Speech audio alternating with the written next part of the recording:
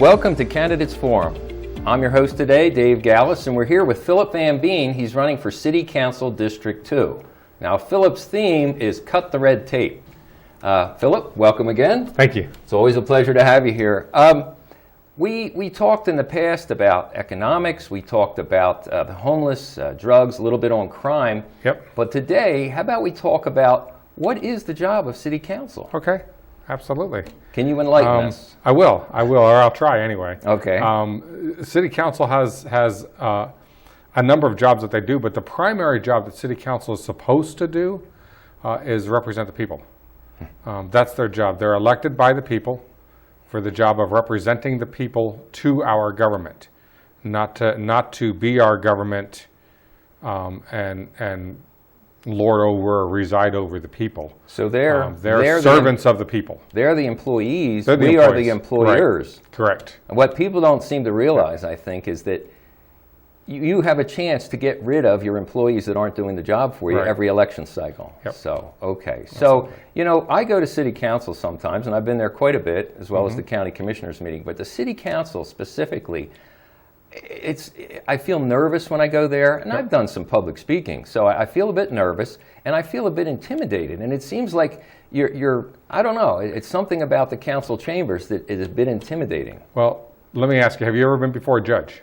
Well, I was a policeman 25 years, so yes. So you've been before a judge? Yes, yes. And for our audience, if any of you have ever been before a judge, whether it's for a traffic ticket or any other reason that you're before a judge, it's scary. It's scary. It makes you nervous. You're standing down below. You're looking up at the judge who's sitting up on his platform up there. He is in control. He is ruling. He's judging you. Okay?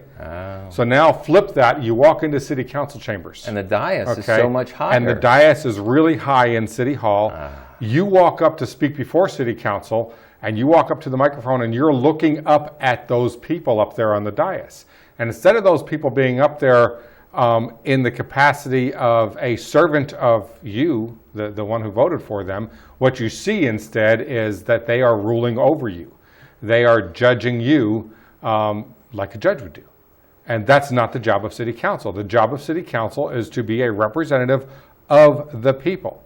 Somebody from the public should not have to go into City Council chambers and look up to them during that period of time anyway, during that public part of the council meeting. In my opinion, City Councilors should leave that dais, come down front. They have the nice table down there. There's plenty of seating for everybody to sit there so that the member of the public who comes up to talk to you is standing at a podium right in front of you.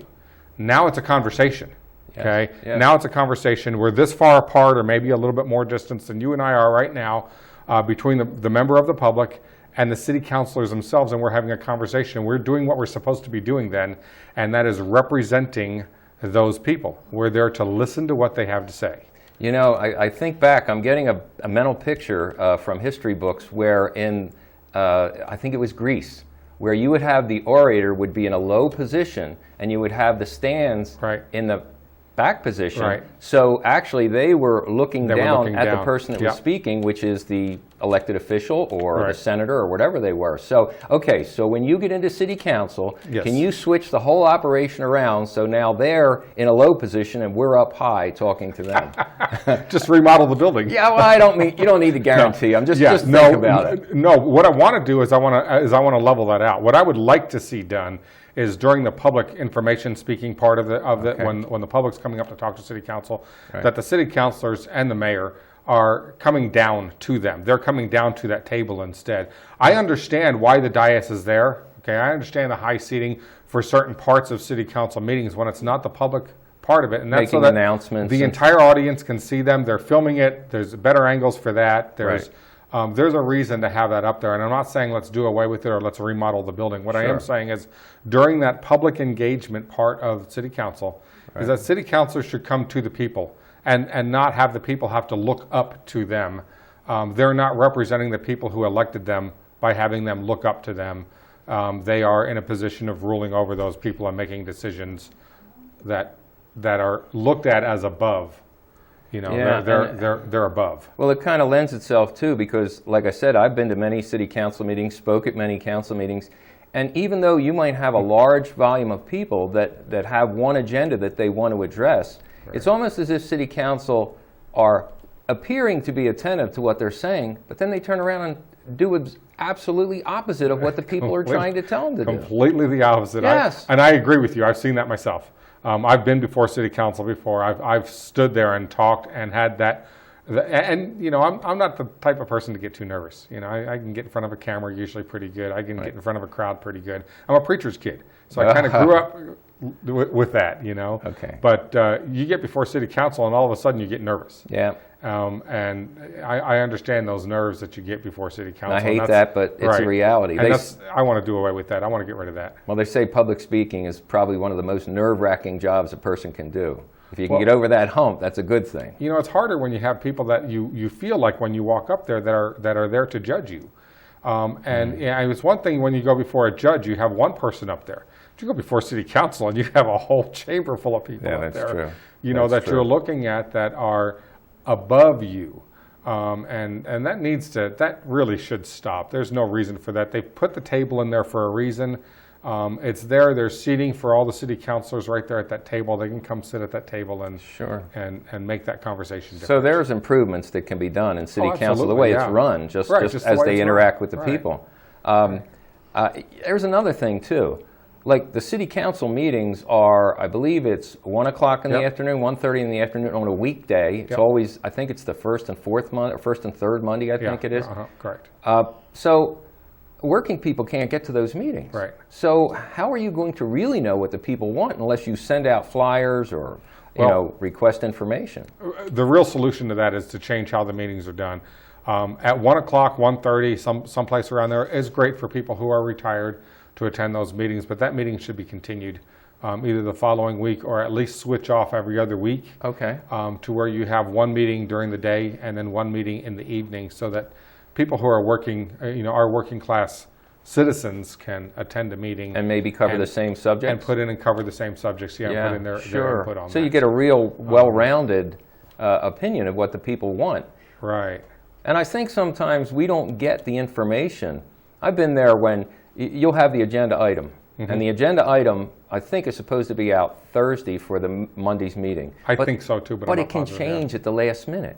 And if they stick something in there that's like a little razzle-dazzle. Yeah. So they did that in the past, I know, when we had the school safety, and it turned out it was about gun safety, and it's like they weren't honest about it. Well, you know, the other thing I've noticed too is when you have a subject that comes up that a lot of people are interested in, and the chambers fill up, which doesn't happen all the time. No. But the chambers fill up. They always seem to save it till last, so you're sitting there for hours. That's another thing. In the audience, waiting to get to that part of the agenda. And I know you can't give an exact time.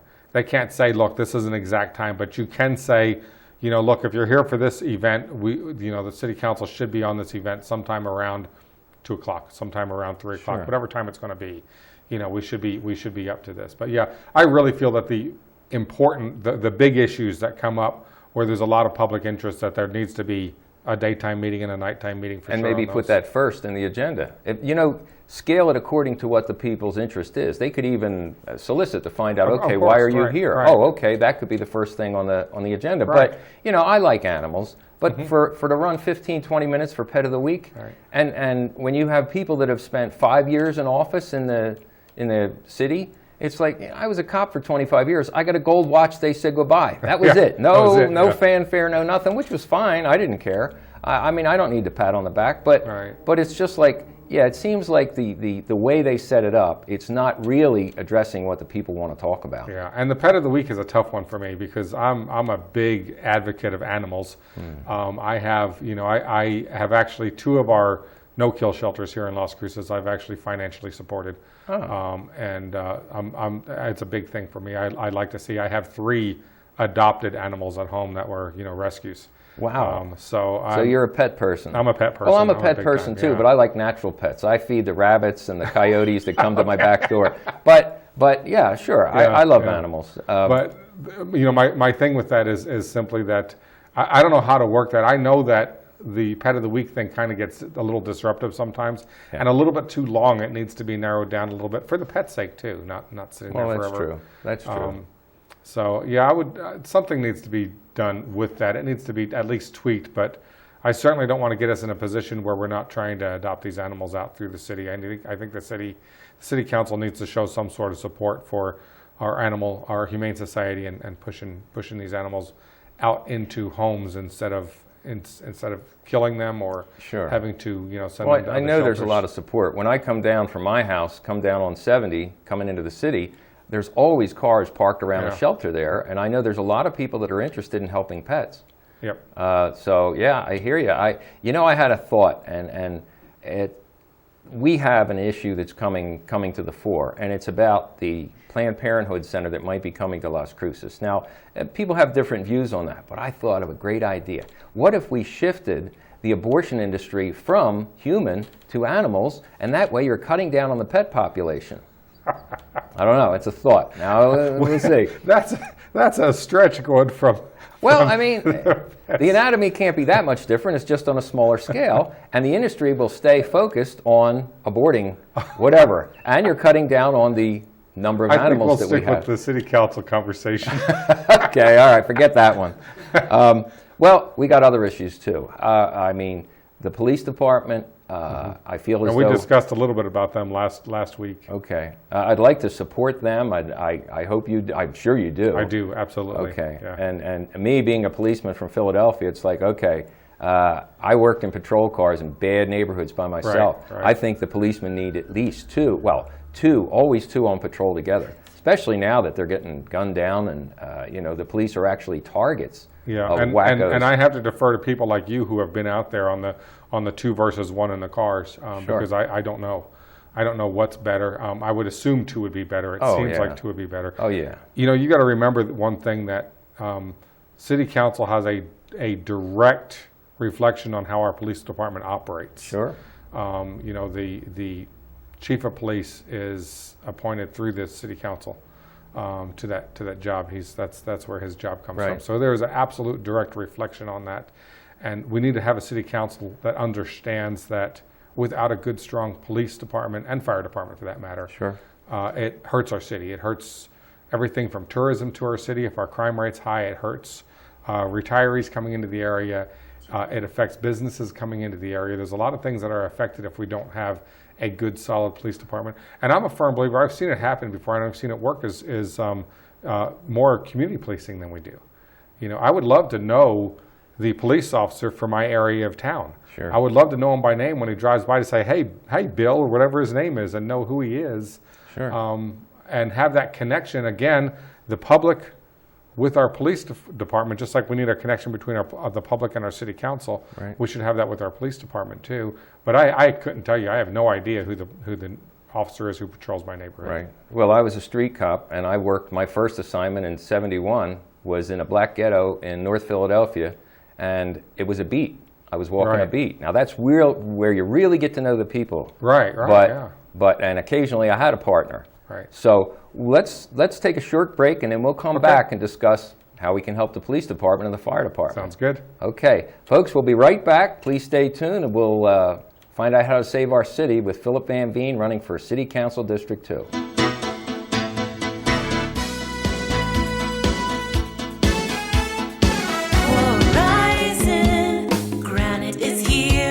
Horizon Granite is here. We'll come to you to customize your kitchen and bathroom with beautiful countertops and cabinets. Find out more at horizongranite.com. Call us at 575-650-3180. Horizon Granite is here. It's here. Make yourself a beautiful home.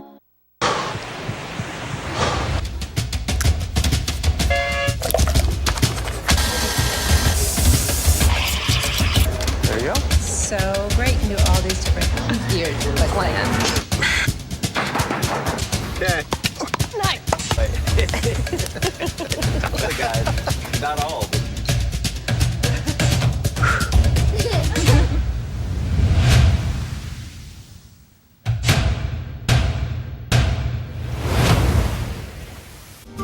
Come to Tacos El Borrego de Oro in Las Cruces. We are celebrating $1 Taco Tuesdays. Come enjoy authentic Mexican food for the whole family. Bring the family to Tacos El Borrego for $1 Taco Tuesday and Flauta Thursdays.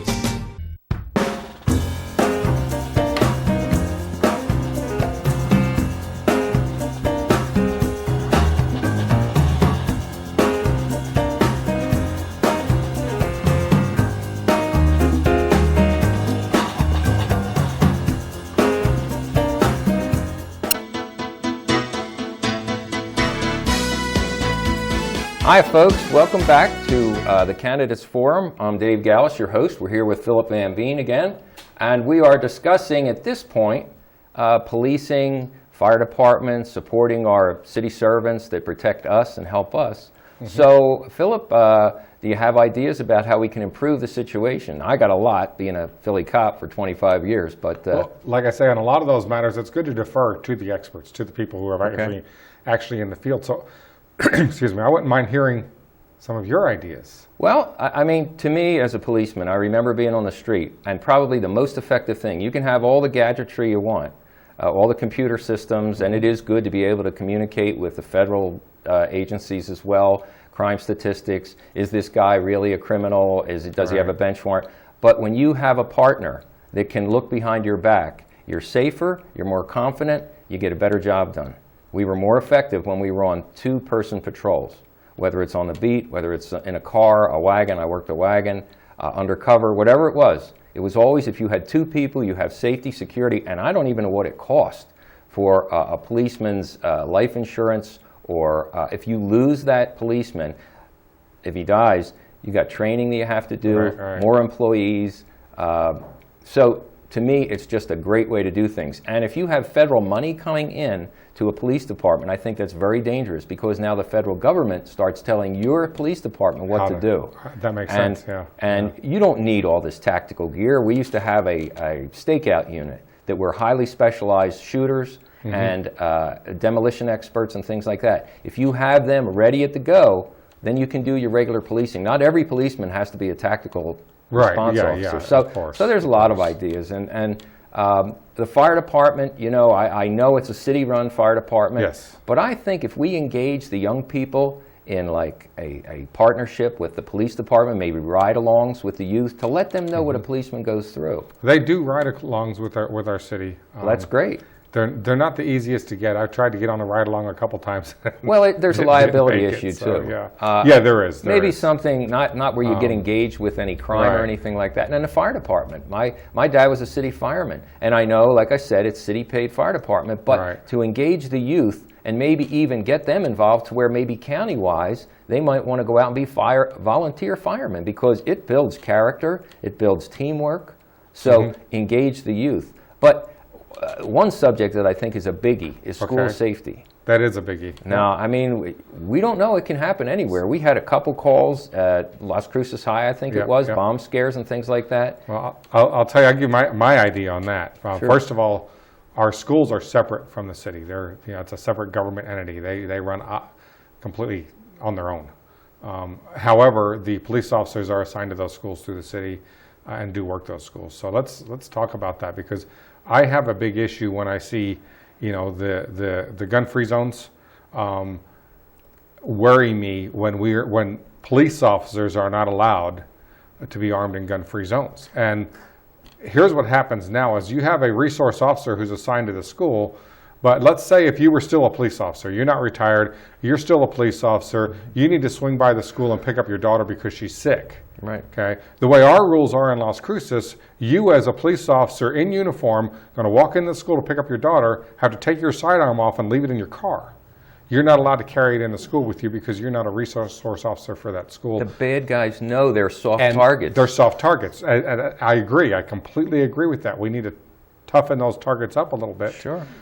We should have more law enforcement officers involved with all of that. We won't get into other things that can be done, but that's the start. The start is to take a gun-free zone and switch that mentality from being afraid of guns to realizing that those guns can also be there to protect. Absolutely. And to prevent things from happening in the first place. I mean, you don't see people going to, police stations and military bases to try to shoot them up. No, it'd be a fair fight. Right. Well, it'd be more than a fair fight. Well, I mean, they'd have a disadvantage. Well, look at El Paso. Yeah. You weren't allowed to bring a gun into Walmart. They had policemen in Walmart that didn't take their sidearms in because they respected what Walmart wanted. Had a good guy with a gun been at the entrance when that guy came through, how many lives would he have saved by taking him out? And it's not to say that no shooting would happen. No, the shooting is probably still going to happen. We're going to have car accidents. But I agree with you. We could have a less of an impact from that shooting. Absolutely, you can stop it. Fewer people, get it stopped quicker by allowing. But I know that one of the Las Cruces police officers was in that Walmart, See? or in the, I think it was the Walmart that he was in. It was Yeah. either the Walmart or the mall, but he was right there on the grounds, but he was not armed. For And that, how do you- for that reason, his gun was left in his Imagine car. how he felt. Imagine if Oh, I his know, child I was know. with him and died as a result of that, he being a policeman but didn't have his sidearm because of right. these laws. You know, our law enforcement needs to be able to. I don't care if you're on duty or off duty. You got the training.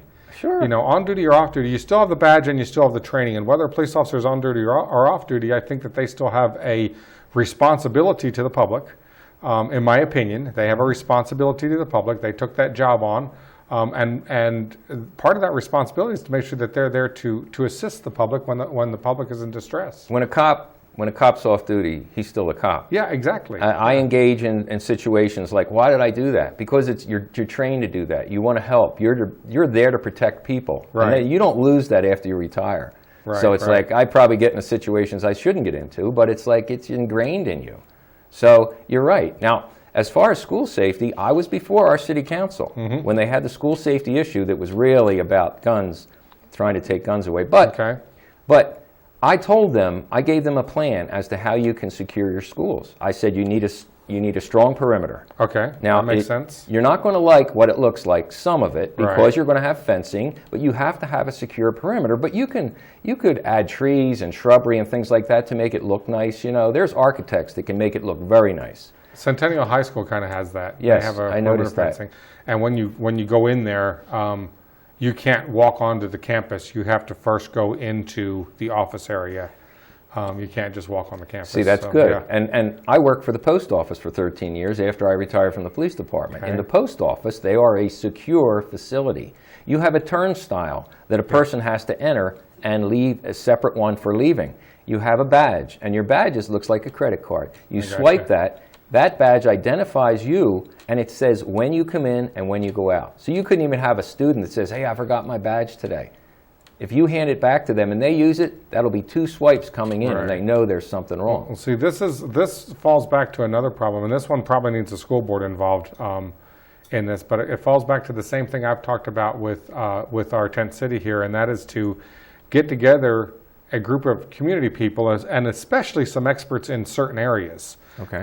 Like law enforcement, get law enforcement involved, get the school board involved, get some other people involved, and come up with some ideas. Sure. You know, on fixing some of this stuff. We can do it. We can. You need to talk to the experts. Right. Well, we need to get them involved, and we need to set up a committee, and we need to work on that, and have Sure. that committee do nothing but dedicate that time that's needed to solve these problems. And the same thing comes with our homeless population. The same thing comes with a number of other things that happen around the city.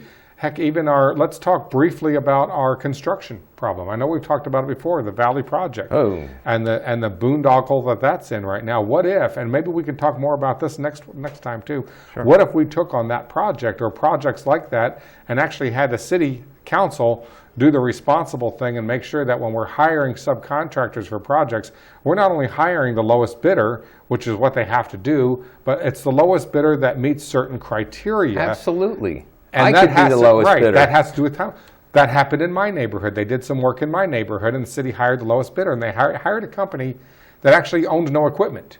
Oh. So then they had to lease all the equipment. They didn't have the training that was needed, and eventually that project had another company come in, a local company come in and help them out with making that. So with fixing instead that of city problem. council making the decision on who's doing the job, you would have like a subcontractor come in who has no knowledge of it, No, but right. he's a middleman. So he just wants to make some money, and then he'll find somebody. He did the lowest bid, he got the bid, and then he tries to find people to do the job. And yeah. and this company might go out of business in some time, and then where do you go with a Right, complaint? and then you have these long drawn-out projects, like mine was. It was drawn out. It took more than twice as long as it was supposed to take in front of our house, and it was drawn out based on the simple fact that the city hired the wrong person. They went with the lowest bidder. Period. They didn't look at any of the other aspects. So yeah, we can make a whole show out of that if we Sure. wanted to, but that needs to be something that the city needs to do. Is they need to set some criteria for that. Well, we're running out of time. There's ways that folks can get a hold of you and find out how to help you and support you, or even ask you questions. Sure. So where can they get information to Sure. get a hold of you? Well, there's a number of things you can do. One is you can actually go to my Facebook page at VanVeen Las Cruces. That's a great way. I check Messenger all the time, so if you leave me a message there, I'll get it. And you can kind of see what's going on with my campaign at the same time while you're on there. You can send me an email. It's philipvanveen@gmail.com. There's one L in Philip, philipvanveen@gmail.com, and I'm sure it'll be on the screen. And then you can, besides those, you can call me if you want, 575-323-1477. I'm glad to talk to you. I would love to hear some of your ideas, or actually even more than that, you know what I'd love to hear is your situations with City Council. If you've dealt with City Council on an issue, if you've been in that chamber and you've talked up to that dais, I'd like to know your opinion on that. Was it a comfortable experience? You know, was it, did you feel like you were before a judge? Let's talk about some of those feelings on that. Oh, very good. You know, you're talking about the red tape, and we're really short on time, but it reminds me of the bench that you had promised to install at, what was the name of the park? Candlelight Knolls. Candlelight Knolls, and you promised to install that bench, that they didn't have a bench in it, it's the city park. And if you were elected, you didn't get elected, but you had to fight City Hall to get that done. To get that bench done. It's like unbelievable, so thank you. But we got it done. Yeah, well, even after you didn't get elected, it's like, wow. Well, the man's doing the job, folks, even when he's not in office. So we're going to have you back next week, and I look forward to seeing you folks. Stay tuned for all the upcoming shows. We're going to discuss a lot of topics, and I would really like to get back on school safety again. So Okay, that's good with me. Well, folks, thanks for tuning in. See you next week.